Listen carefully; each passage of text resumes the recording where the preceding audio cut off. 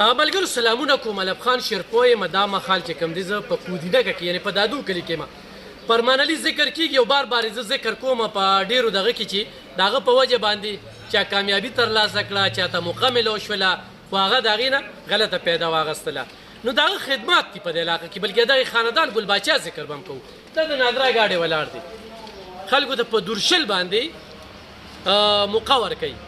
یعنې نادرا ته چې ځي نو دومره به کړېږي، خو دا د هغه خپل خدمات دي، خپل تعلق یې دی، خپل اخلاق یې دی چې دلته د نادرا دلته کې بیا د پاسپورټ دفتر ته منډې، بېنظیر انکم سپورټ پروګرام دفتر ته منډې، دلته باقاعده یو ټیم جوړ کړی، تاڼو لپاره یو ګډ ټیم جوړ کړی، نه خدمات روان دي. نو اوس هم دې وخت کې خو نو دا دلته کې ولاړي، تاسو خو چېرې د نادرا څه مسله وي نو بالکل راتلی شئ، دلته کې کسان ناست دي او دغه سیسټم روان دی. نو دا یو ډېره ښه خبره ده او داسې کس ته زه سلام کوم چې د علاقې دپاره خدمت کوي.